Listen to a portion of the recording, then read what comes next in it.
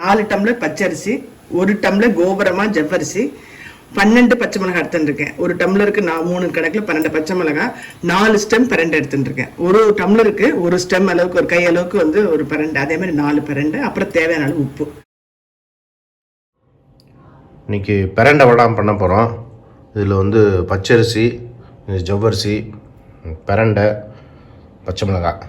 பிரண்டை போட்டால் வந்து என்னென்னா நல்லா விரிஞ்சு கொடுக்கும், உடம்புக்கு ரொம்ப நல்லதுனால எல்லா வடத்துலையுமே பிரண்டை சேர்த்துக்கோ, நான் அப்படி தான் போட்டு பண்ணுவேன் அப்படின்னு அத்தை சொன்னான். அதனால இந்த வருஷம் வந்து நான் எல்லா வடத்துலையுமே பிரண்டை போட்டுக்க போகிறேன். இப்போ இது வந்து எப்படின்னா வந்து தானே ஃபெர்மெண்டேஷன் பண்ணுற மாதிரி நம்ம எலுமிச்சம்பழம் போடாமல் அரைச்சி வைக்கணும். அதுக்காக இன்னைக்கு வந்து இப்போ நைட் ஊற வச்சு 4 டம்ளர் போட்டேன்னா 4 இதுமாரி 4 எடுத்துப்பேன். க்ளீன் பண்ணிக்கணும். இதெல்லாம் நாளைக்கு பண்ணி காமிக்கிறேன்.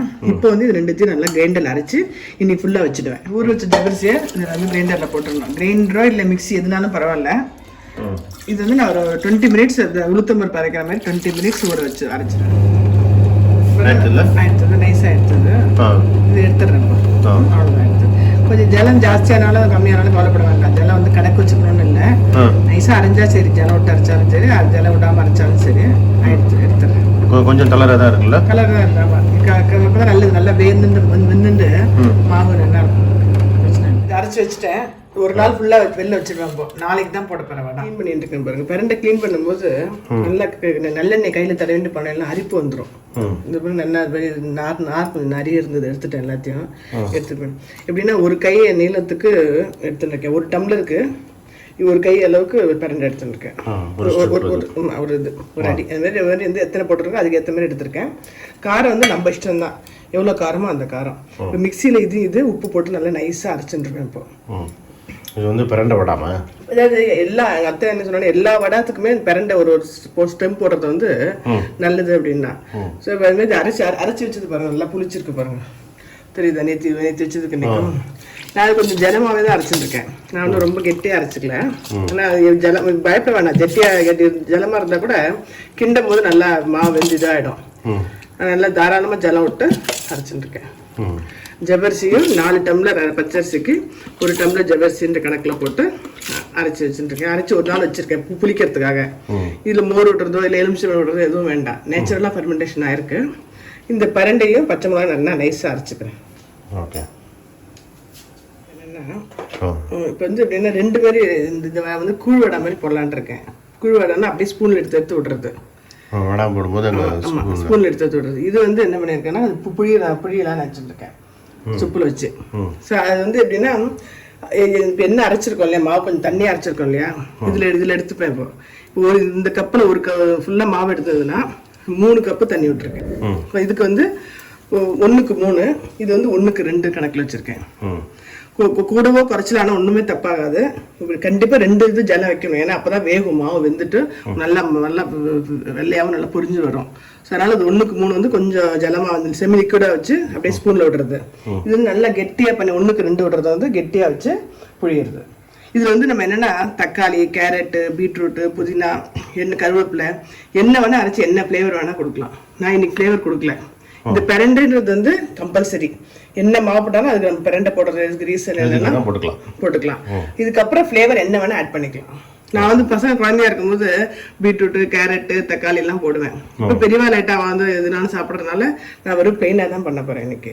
பட் வேணுங்கிற என்ன பண்ணாங்கன்னா ஒரு மாதிரி மாவு மொத்தமாக அரைச்சி வச்சுட்டு அப்படியே கொஞ்சம் கொஞ்சமாக ஒரு நாளைக்கு கேரட்டு, ஒரு நாளைக்கு பீட்ரூட்டு, ஒரு நாளைக்கு புதினா, ஒரு நாளைக்கு அப்படி இப்படி போடலாம். ஒன்றுமே புளிக்க நல்லா டேஸ்ட்டாக தான் நல்லா தான் இருக்கும். ரொம்ப புளிச்சா கூட ஒன்றுமே ஆகாது. புளிச்சா என்ன மேலாக ஜலம் வந்ததுன்னா அந்த ஜலத்தை தண்ணிட்டு வச்சுக்கலாம், அந்த புளிப்பு கொஞ்சம் குறைஞ்சிரும். அப்போ ஜலம் விட்டு கரைச்சிக்கலாம். இது மாதிரி இது வந்து இதுதான் பேசிக் எல்லாவோட இது வடாத்துக்கும். இப்போ இதில் வந்து அரைச்சி எவ்வளோ தேவையான அளவுக்கு உப்பு போட்டுக்கிறேன்.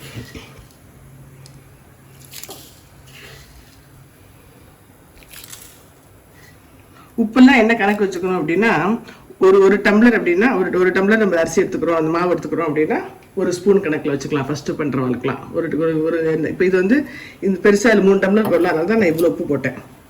அந்த மாதிரி அளவு வச்சுக்கலாம். இப்போ கணக்கு வந்து 3 ஸ்பூன் கிட்ட போட்டிருக்கேன். 3 ஸ்பூன் கிட்ட போட்டிருக்கேன். அதே மாதிரி ஒரு டம்ளருக்கு வந்து 3 பச்சை மிளகாய் அந்த மாதிரி கணக்கு வச்சுக்கலாம் புதுசாக பண்ணுறவளுக்கு. ஆனால் ஒரு வாட்டி இந்த வடாமெலாம் பண்ணி ஆற்றுல பண்ணி சாப்பிட்டான்னா கண்டிப்பாக கடையில் வாங்க மாட்டான். நம்மளுக்கு டிஃப்ரென்ஸ் வந்து நல்லா தெரியும். கடையில் வாங்கி சாப்பிட்றதுக்கும் நம்மளே பண்ணுறதுக்கும் இது கஷ்டமே கிடையாது. டெய்லி சமைக்கிற மாதிரி ஒரு 1 hour சண்டே அன்னைக்கு ஸ்பெண்ட் பண்ணால் போதும்.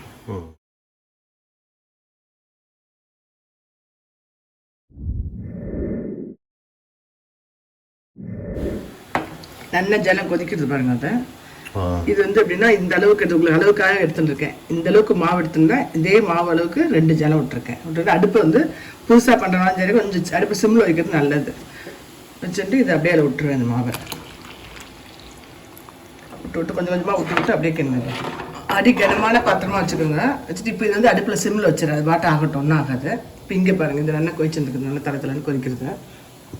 இப்போ இதில் மாவு விட்டுருங்க.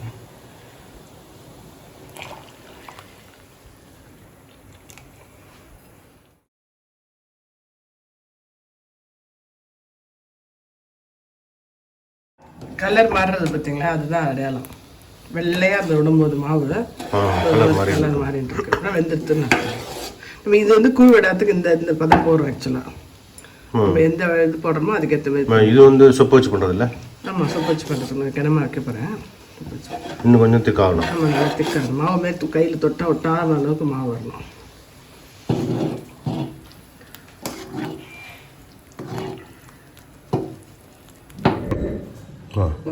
இது வந்து ஊற்று விடாத வந்து இப்படி குழி கரண்டி இருக்கு இல்லையா, அதை எடுத்துட்டு அப்படியே விட்டுறணும். இது இந்த பதம். இது வந்து ஜலம் ஜாஸ்தியாக விட்டுட்டு இது பண்ணுறது.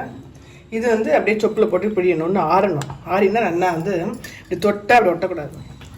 ஒட்டலை பார்த்தீங்களா, மாவு ஒட்டலை. இதுதான் பதம். இது வந்து இன்னும் ஆறுனா இன்னும் கொஞ்சம் கெட்டியாகும். எடுக்கிறது ஈஸியாக இருக்கும். இப்போ எடுத்துன்னு மேலே போயிட்டு பெருக்கிட்டு அதெல்லாம் வச்சுக்கிறதுக்கு டைம் 1/2 hour ஆகும். அதுக்குள்ளேயும் ஆறிடும். இது வந்து புழிய போகிறேன். அதை வந்து அப்படியே விட போகிறேன். ஓகே. இது ரொம்ப ஈஸி. குழந்தைல கூட ஒரு ஸ்பூன் வச்சு விட்டுருன்னா விட்டுருவா. நான் ஒரு விக்னேஷ் ஸ்டேஷன் விடுவேன். நான் இருக்கேன் சின்ன வயசில்.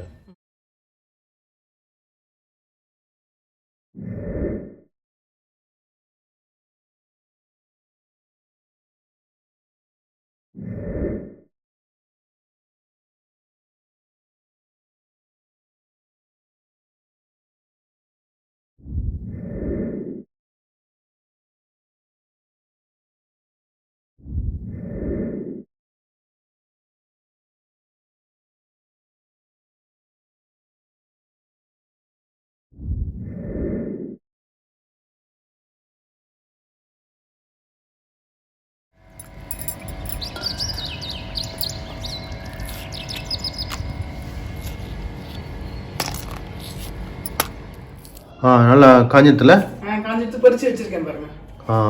நல்லா கிறிஸ்பியா, நல்லா முறு நல்லா சூப்பராக இருந்துச்சு. ஆமாம், நல்லா இருக்குது. அத்தையோட மாமியார் சொன்னான்ட்டு பரண்டை இப்படி போடுறது இல்லை. நான் இந்த வாட்டி போட்டு பண்ணேன். ரொம்ப கிறிஸ்பியாக இருக்குது, நல்லா இருக்கு. சூப்பர்.